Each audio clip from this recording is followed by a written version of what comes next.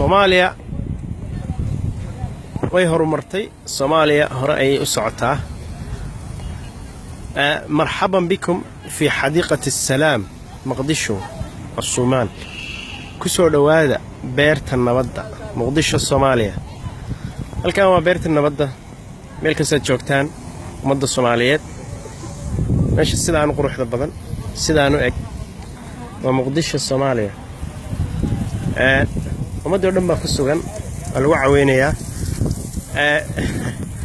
bihi xataa waxa waaye sida casriga ah u wareegay oo dhirta u waraabinayo u jeedaan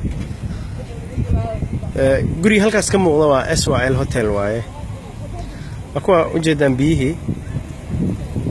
أوريجيا هذا تم بينعكس وجدة كل يوم برتاسي ورابين أيام عد خشين يسا أو إيمان يسا أو بيوكشوا يسمله أيضا أيا إسكيد يسر خشين يسا أيضا أيا إسكيد حواي وروح يهمان ويالان يسا ميل باك شوكتان مدن يال داوديال Soomaali oo dhan waxaan leeyahay dalka hooyo dahabsanaa waa u jeedaan dalkeenii horumarka ka dilaacay iyo sida ay hawlihiisu u socdaan dalka hooyo dahabsanaa meel walba joogtaan waxaan idinku baaqayaa intiina gudaha joogta aan isu kaashano horumarka dalka intiina dibadda joogta aan isu kaashano xasilinta amniga dalka aan isu kaashano horumarka dalkeena Soomaaliya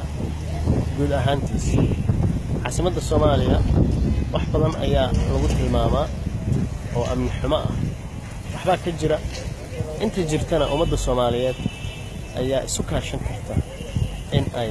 amni xumadaas ay gacan bira ku qabato asaahata Muqdisho marka dhinaca kale laga fiiriyo